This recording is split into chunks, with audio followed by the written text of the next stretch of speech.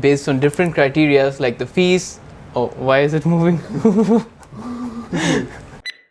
Hello guys, welcome to my channel Immigrant. My name is Sagar, and in today's video we'll talk about Celpip, like what's the format, how much is the fees, about how much time does it take to get the results, the study material and more.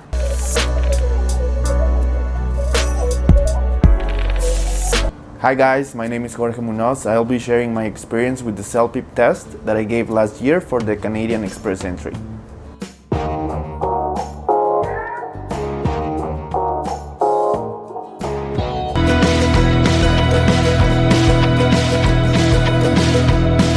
So tell us, why did you give Celpip? Why did you choose Celpip over IELTS? So I basically chose the Celpip because I had an experience before with a British test, and my level of English was not very good. And I think one of the reasons was because I got very nervous talking to one person and thinking that he is evaluating me every single word that I said. During the speaking test? During the speaking test, of course, yes. And I remember that got me very, very nervous.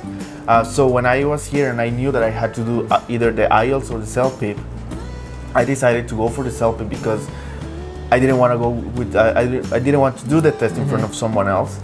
And I had different opinions, right, from friends from college and from people that just went through that process, and they told me, well, most of them told me the Celpip was a bit easier than the IELTS.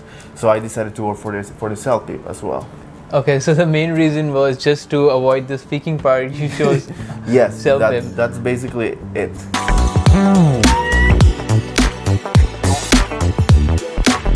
So tell us about the listening part. I mean, the format, how many questions you get, the time. So we have 6 parts for the listening. We have in total 39 questions, and we have 50 to 55 minutes to answer those questions. Huh? Yeah. So you have like 39 questions and 50 minutes. And 50 minutes. Too much? I mean, like, yeah, the difference. Well, the difference compared to the IELTS is it's a little bit significant because we have to listen to the audio first, and then we answer the questions. So if we have 6 parts, we have 6 different audios that we have to be listening and taking notes, so that we can answer the questions that you will be asked after the audio is over. Oh, is it? Yep. So you have to, like, you don't get to see the questions first. No. So you have the audio during that time on the screen of the computer. You will only see a photo of something related to whatever you're listening to. After after the audio is over, then you will see the questions, and I think it's one question by one. So you will see one question, you answer it, and then you click next, and then they will show you the next question. So is it like MCQs or? MCQs. Everything is mostly MCQs. And then after 5 to 8 questions per part, then you will start listening to the second part and the third part, and so on. So that's why we have like 6 parts, 6 audios. Let's say it's 3 to 5 minutes each audio, so we have the difference of 20 minutes there. So that will be a big change. No, I see. No, I was thinking like you have to listen everything in one go, 6 sections, and then you get the questions. No, my bad. No, it's 6 different audios, and then after each audio, the set of questions.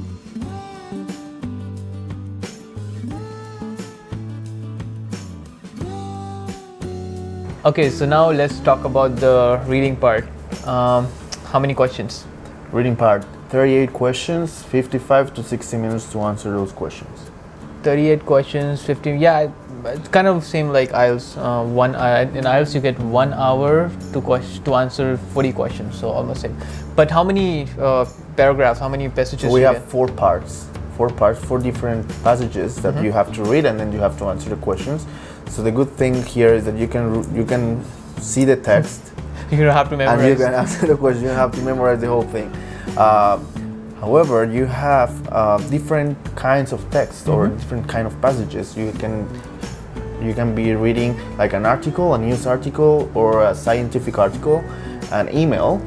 Oh, email. Email, yes. That's new. That you don't get it in IELTS. You never see email in reading. Yeah, so just an email. Like I remember this lady trying to join a hiking club, and she was explaining why and when and so and so and so. So that was kind of different. It wasn't tedious as the scientific article or the news article.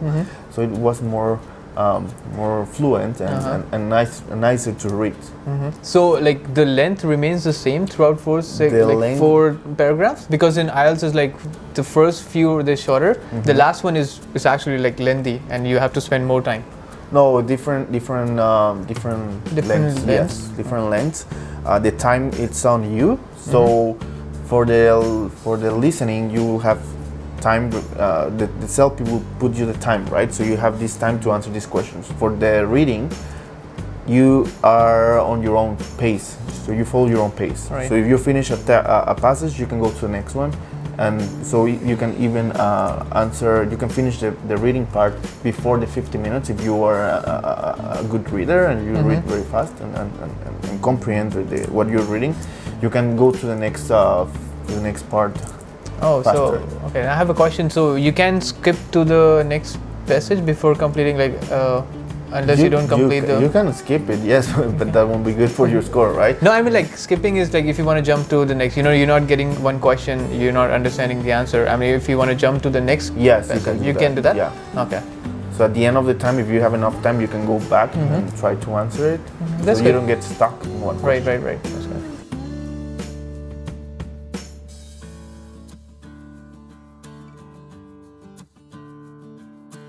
Now the writing part, I mean, not my favorite. It's very difficult to score in writing. Well, for me, it was the speaking. Oh yeah? The speaking was the most. We'll come to that. We'll come to that. So yeah, tell us about the writing part. So the writing part, yeah, we have two different parts. The first one, you have 27 minutes to write an email, a formal email. I remember I asked. I was applying for a college, so that was my email. And then for the second part, you have 26 minutes, and it's like an essay.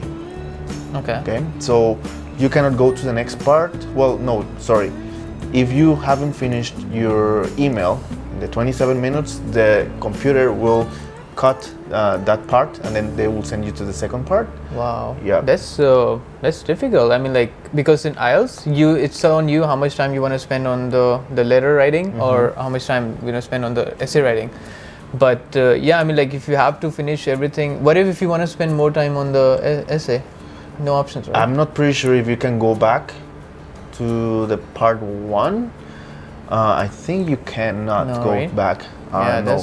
But if you finish your email in 25 minutes, you can go to the second part, or in 20 minutes you can go to the second part, and then you have more time to do the essay, right? That's good. Okay.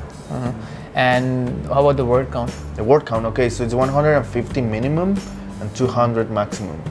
But Celpip is giving you like a margin of error, so you can go 10% within the range of that minimum and maximum. Let's say if you write 140 words, you are okay, so you don't get penalized. If you get less than 135 words, then you get penalized. Same thing if you write more than 220 words, then you have a penalization that will affect your score.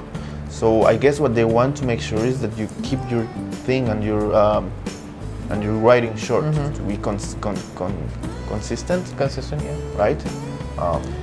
But no, I don't think so. There is no limit on IELTS. They have a minimum word count. It should be 150 for the letter and 250 for the essay. But there is no maximum. You can write whatever you want, how much you want.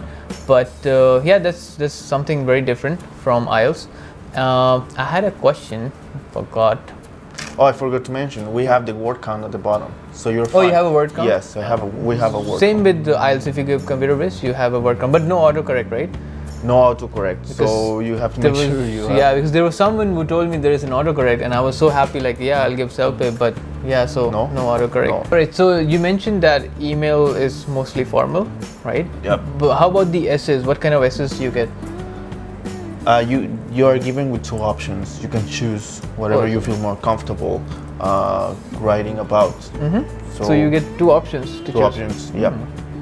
Nothing in IELTS. So what kind of essays though? Like just sharing your point? Just sharing a point or advantage, disadvantage? Exactly. It's very casual, nothing. I don't remember having something very formal. It was more a casual essay.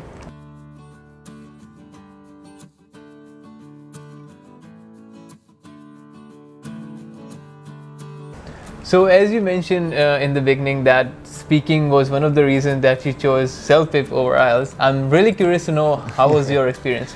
Well, with the speaking, it's kind of a mix of feelings because I felt more comfortable talking to a computer. Okay.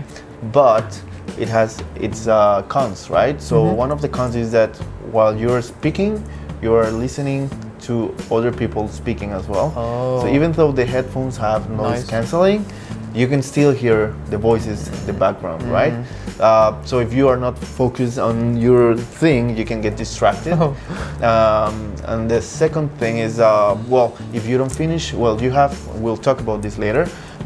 If you don't finish your thought within the time given for the questions, you will be cut off in the middle of a sentence and you won't finish your thought in general. Yeah. So how much time you get for completing your question? Okay, so we have 8 questions. We have 8 tasks. Each question, well, we have 2 questions that you are given with 90 seconds to record your answer, and the rest of the questions, the other 6 questions, you have only 60 seconds to record your answer. Okay, and how's the question? So like, is it you have to talk about something? Okay, yes. So you have 15 minutes to for this section for the speaking. First, you have like 1 minute to test your microphone. Okay. So you have to make sure that you're talking, and you will see like these bars of sound. Right. And then at the end of after you talk, you have to listen to yourself and make sure that you can understand what you're saying, so that the person that will be evaluating your speaking is able to listen and to understand what you're saying. Right. Once the volume is okay and that you know the microphone is working, then you can start with the questions. The first question is just like giving an advice to a friend or a relative about something, and then you are giving with the scenario, and then you have like 30 seconds to prepare your answer. You can take notes, like just to make sure that you are following your thoughts, right? So after that, after the 30 seconds, the microphone will be on, and they will start recording your answer. You have to make sure that you answer as they ask you to, like whatever they are asking you, right? So for instance, one of the questions, or the second question is like talking about yourself or a personal experience. So you have to make sure that you're using pronouns like I or me or right. Yeah, it's your experience. Exactly. And then you will start with photos. So you have to describe a photo that you're seeing. So let's say they show you a picture of soccer match, and then you have to say, okay, they will ask you, okay, describe what you're seeing, what's happening right now. What they want to make sure, they want to make sure that they want to evaluate you how to use the present tense, okay, right? Okay. And then the second question will be, the next question will be, okay, from the same picture, describe what do you think is going to happen. Oh, just like future tense, and then you will have like a comparison. They will show you 2 different items. You have to explain what's the difference between them. Why do you think it's one is better than the other one? And the next question will be, okay, from those 2 items, convince your friend. You're going with your friends to shop, and that you have to make sure that you have to convince your friends to buy this one and not this one, right? So they want to make sure that you know how to use the comparatives and persuasion, and how fluent you are with those 2 things, right? But you only get 1 minute. You only get 1 minute to answer.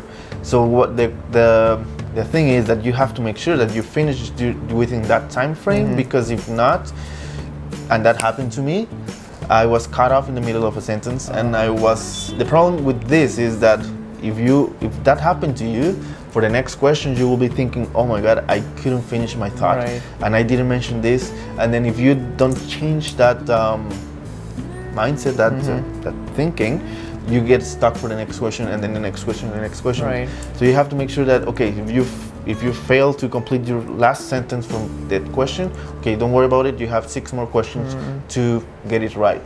That's a really good tip. But I think IELTS is better then, because you can speak how much you want. I mean, unless they stop you.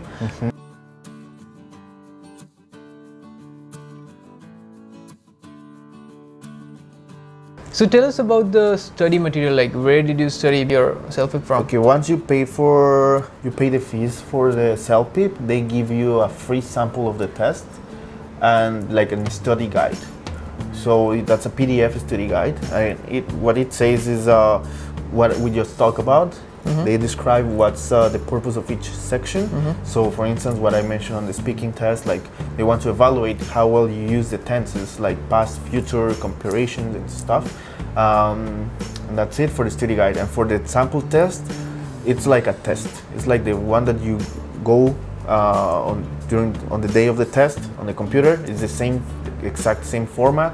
The only thing is it's just one test. So if you want to practice it, you will practice the same questions, the same audios, the same reading, the same listening, the same speaking over and over and over, so they don't change it, right? So you have an option to buy more material from Celpip, which is not free, and they can give you more sample tests and more study guides. I guess they are more complete. I personally didn't go for it because we have to save money, and that was kind of expensive for me. But with the sample test, with the free sample test, I was able to feel comfortable, and I knew what to expect when I went to the test. So you said the sample test you only get once you book the test? Once you book the test, you can download it from the website. Yep. Okay. Because that was the only thing that stopped me for not giving IELTS, because I could really not find a lot of material, because for IELTS it's like endless. You can like watch YouTube channels, PDF files, books, but so there's not a lot of material for Celpip. That's true. I mean, if you go online and try to find something to download, you cannot find much, to be honest, compared to the IELTS. So talking about as you mentioned, it was expensive. So how much is the fees though for the Celpip? For the Celpip, it's $280 Canadian plus taxes. So around about like $300. Like $316. I think IELTS is how much? $300 without tax. I don't know. I didn't do the IELTS, but I know the Celpip is a bit cheaper. In Canada, yes. It's a bit cheaper than in Canada. It depends on the country. The country, yes.